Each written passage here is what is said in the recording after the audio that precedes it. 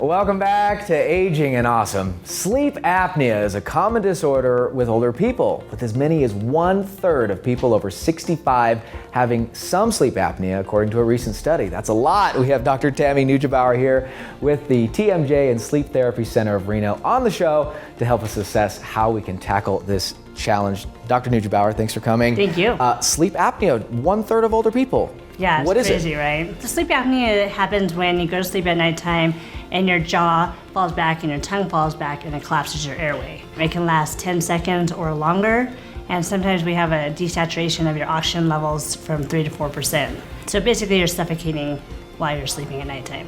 Is that snoring, essentially? Snoring is one part of a sleep disorder breathing, but apnea happens to be where there's no airflow through it, so it's actually silent. So most people who snore, likelihood of them having sleep apnea is extremely high.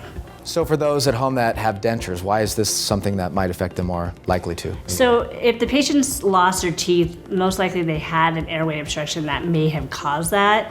But when you lose your teeth, it actually narrows your airway. So the chance of you having worsened sleep apnea is actually higher in people who are edentulous. So an important thing to evaluate.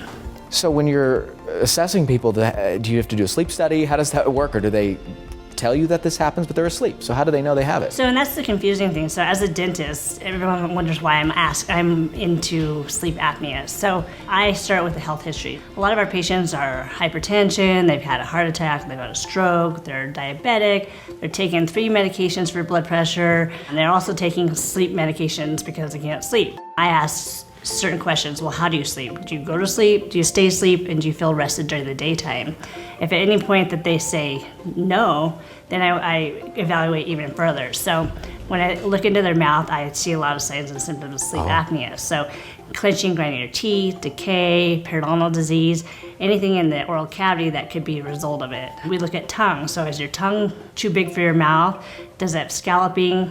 Can I see an airway space in the back of your throat?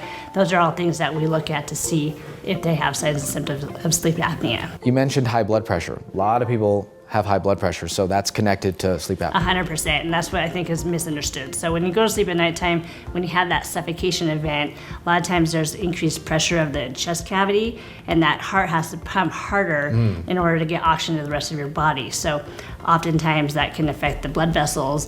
The blood vessels become more roughened, attract more bad cholesterol, and create plaques. Wow. And oftentimes the result of it is a heart attack, a stroke, or people don't wake up in the morning.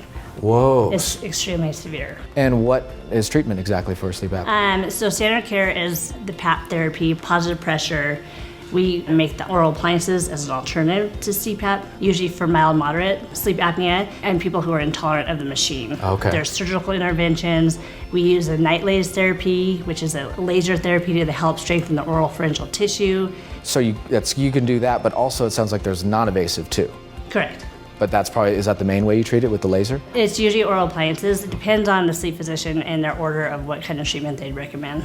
Well, Dr. Neugebauer, how do people get a hold of you if they might be having some of these symptoms? Our office is the TMJ Sleep Therapy Center of Reno, 9710 South McCarran. Our phone number is 775-786-3472. Yes, they have a beautiful office there on 4th and McCarran in Reno. Dr. Neugebauer, thanks so much for coming on the show. Thank you.